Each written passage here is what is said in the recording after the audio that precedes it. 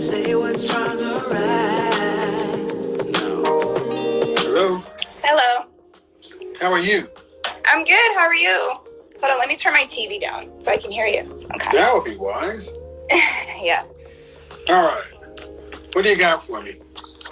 So, now that you're talking about competence, I feel like I've brought some value to relationships. I just feel like the value that I bring is not necessarily reciprocated in a way. Okay. You're speaking earlier about what you have to offer.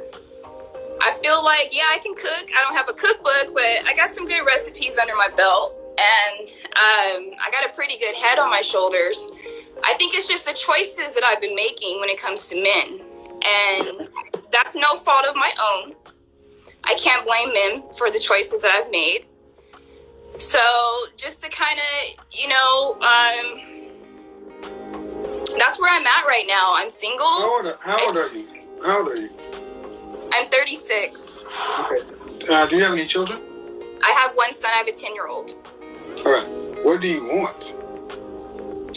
I want stability. I want a solid, pretty much. Do you want to be married?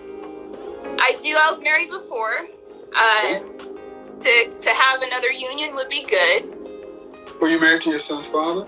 Yes. How long were you guys married? We were married for almost 5 years. And why did you guys split? We split because the relationship was unhealthy. We just weren't getting along. Okay. I felt like he wanted to be married. I felt like it was the right thing to do because I think we were kind of pressured by both sides of the family. Were you pregnant? I was pregnant, yes. So Did you guys get any? How long were you together before you got pregnant? about almost a year. It wasn't that long. Did you guys get any kind of counseling while you were married?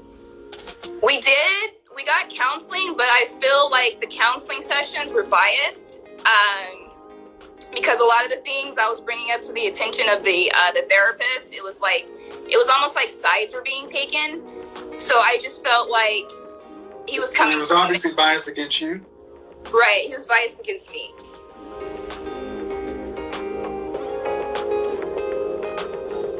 That's not accurate.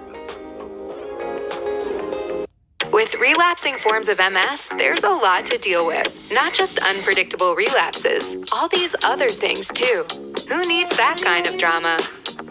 Kesimpta is a once-monthly at-home injection that may help you put this RMS drama in its place. Yeah. Therapists key in on the most problematic of the two and go there first. But if I had $1 for every time a woman tells me that they went into therapy and felt like the therapist was biased, I'd have a whole lot of dollars. Right. What would the therapist have to gain from being biased? He has really nothing to gain. He's getting paid either way. So Right. he's getting paid. But that's what you said. You felt like the therapy was biased, so there was a justification to end therapy sooner or not listen. That's what I was feeling at the time, but now that I've matured and then I look at the perspective of it, like you're saying, it doesn't necessarily... One thing I wanted to ask you, I don't know if you realize how many times you said, I feel. We'll say something that's going to be tough. You need to prepare for it. You're a middle-aged woman. I'm tired of hearing middle-aged women talk about how you feel all the time. You need to grow up and think. And the world has allowed women to be in their emotions, which are mutable and always changing. Mm-hmm. Go back to therapist. I feel like he was being biased. But what do you think? Do you think he was just keying in on the most problematic area and doing triage? Saying as though he had no money to gain, no dog in the fight. What do you think? I think he was taking the facts at hand and he was basing his assessments and the therapy that he was offering on what was on the table, not on the emotional aspect, but the facts. So, if you'd have thought that way then, what would have likely happened? I think I would have processed the therapy a little bit differently. Maybe use those tools to repair the marriage. I feel like there's things that I could have done more to process that information, to apply it to our marriage. But it was like after therapy was over and we kind of stopped going to the sessions, it was like the marriage just continued to tank. Who stopped going to the sessions? We both, we're having like verbal spats and they're okay, but working, so we just stopped.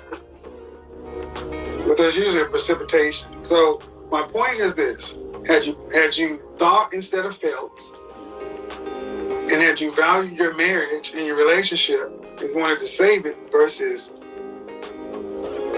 divorce, we've made it very easy for people to leave now. Okay, fine. But now you're a mother of one divorced out here. And if you want to have a relationship with a man, again, you're going to have the same messy, chaotic pieces. People are imperfect. Right. This is why I'm a fan of actually working through what you have with somebody you make a baby with, because the reality is, man, most men do not want to take on another man's child.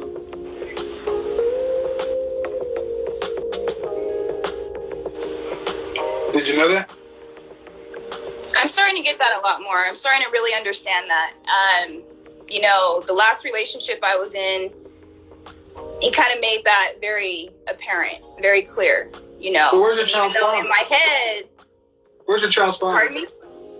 Where's your child's father? Ex-husband. Oh, he's very active in my child's life. He lives 10 minutes from me, and I see him every single day.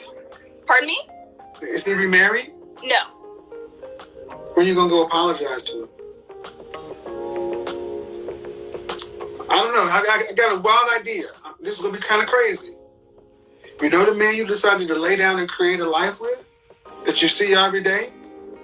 Why don't you go back and live with him and work it out?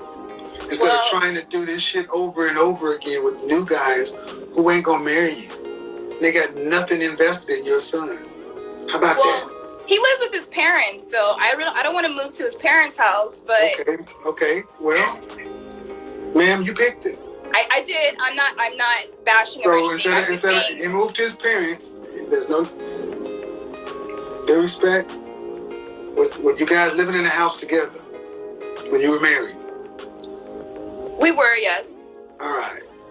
Is he having any kind of mental problems or anything like that right now? No. That he could move into your house with his son and put his family back together. I know it's crazy to think that the person you made a baby with would have more of an interest in making sure that your son and his son had the best outcome versus random guys coming through the house just to have interactions with you, knowing they don't want to stay for a long time. Just a thought. Just a thought. Especially since, though, you can honestly say today, you didn't really give therapy an open shot. Mm-hmm. But it sounds to me that he's still reasonable enough with you to where he's co-parenting effectively. He is. Well, then what do you want? Do you want love, romance? Do you want a soulmate? Is that what you want? I do. Then go watch a goddamn Disney movie. You're a mother. You get duty. That's what you get. You get duty. Duty to your son, duty to your husband, duty to your family. The women who came before you guys understood that they needed to have a duty to everyone else, not just their fifis. Right. So thank you for at least being honest. But man, Western romance and ideas like that are notions for girls, not women. Because you're still young enough to where, and fortunate enough to where, regardless, he's not gone anywhere. You haven't gone anywhere. I'm always a big proponent of going back, especially with what we're about to start seeing now. I don't know what state do you live in? I'm in California. I'm in Los Angeles. You got to be in California. You got to be in California. And what we're about to start seeing, anyway, just think about it. Think about it, because your son is how old? 6? He's 10. 10. So he'll be out of the house in 8 years, and you'll be 44. Okay? 1 in 4 black women will marry. You've had yours already. Mm-hmm. If you don't remarry, what does the rest of life look like? A lot of traveling.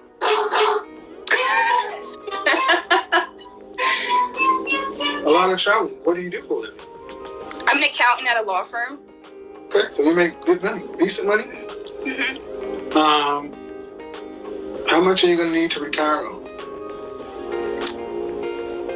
To withhold my expenses, probably at least $6,000 a month, to stay afloat, at least.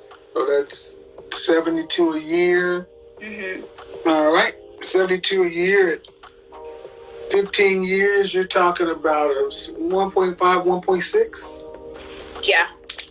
Are you on track to make that? To stack that? Liquid? 1.6 liquid? I got a ways to go. I've got a ways to go. Are you on track? No. You can't do. No. You're not on track to stack 1.6 liquid. No. See, at some point it does become a math equation. Mm-hmm. So either you decrease your standard of living and live the rest of your life and die alone, or you choose to work with the man you chose to reproduce with, and you guys build some semblance of a life together, partner practically, like every other human being did in the course of time. I mean, there's love stories of when we're in an agrarian economy, people weren't in love. They had responsibilities. Why did they have so many kids? Because they had to have people working. Right. These are first world issues, man. And my thing is, a lot of women are told, if you're not happy, you better do it by yourself. I'm against that. I don't care about your happiness. I care about duty and respect. Mm-hmm. Did he at least respect you? There was parts where he did not, but for the most part, yes, he respected me. Yes. Well, man, he married you after he found out you guys were pregnant? 3 months after my son got here, we decided to get married. Yes. Right. So he married you.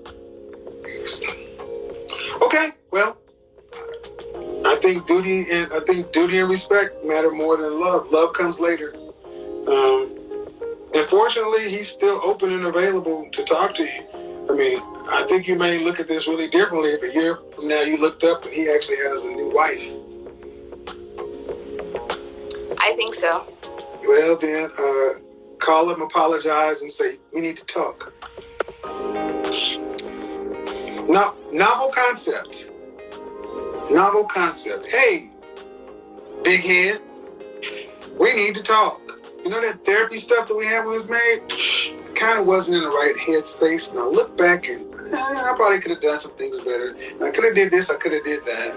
You might just be amazed that he may say, you know what, I could have did some things better too. You know, I've been thinking, maybe we should try this again. I think your son would like it. You ain't doing nothing else. Let's be real, you ain't doing nothing else.